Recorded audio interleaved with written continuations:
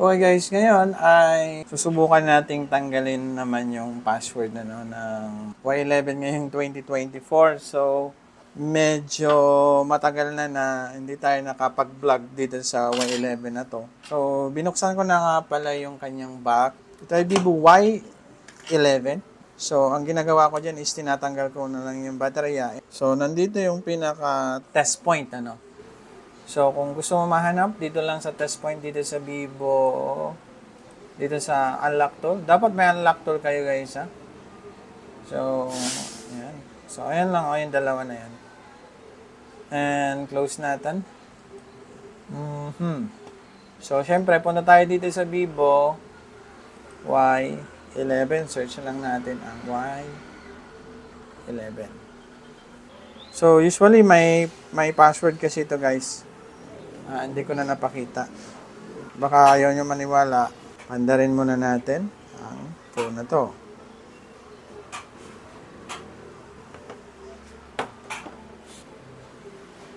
As you can see guys, itong Y11 is my password. No? So, hindi mo kasi basta-basta ito ma-format lang ng manual. So, kailangan natin ng unlock tool. So, patayin na natin. So, nakita nyo na meron talagang password. Then, tanggalin natin yung kanyang battery. Then, ulit tayo. So, pwede mong pindutin tong device manager dito sa may unlock tool para diretso tayo dito. Ayan. So, pwede rin namang kahit ipa-detect mo muna and i-jump mo tong test point na to.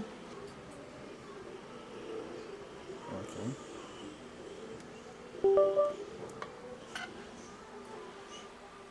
Yan. So, makikita mo guys, ito na yung kanyang, ayun o, yung loader niya na to, itong sa driver niya.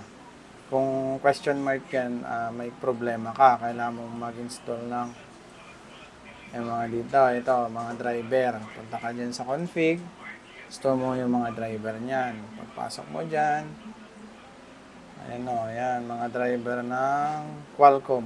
Simulan na natin ang pag-factory reset. So, yun nga, research mo lang Vivo Y11 factory reset.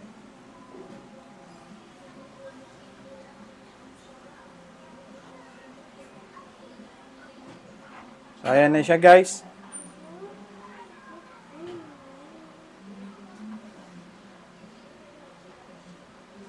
Okay.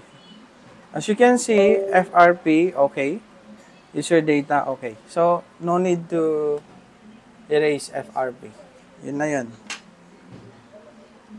And then, ayan siya. Balik mo, andarin mo, dito, habang sinasara mo. Then, habang sinasara mo, maghihintay na yon kasi medyo matagal yun guys. So, sasara mo na siya. Balik mo mga screw. So, matagal ko na itong ginagamit. And then, meron din akong Real Life. Ayan. So, ang dumi, Pero ito maganda pang, pang sara. Kasi medyo mabagal lang. Hindi kagaya ng BK, mabilis. So, naisara ko na. Guys. Hindi pa rin siya tapos. Ayan. Logo hang pa rin. No? So, ihintayin mo lang yan at isi-set up natin.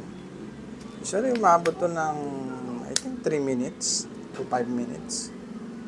Hindi ko kasi nasusukat. Wala tayong timer. Lagyan na natin dyan sa kanyang case. And then, we have to wait. So, kung makikita mo guys, ang version pala ng unlock tool na to is, ngayon is October 3 na.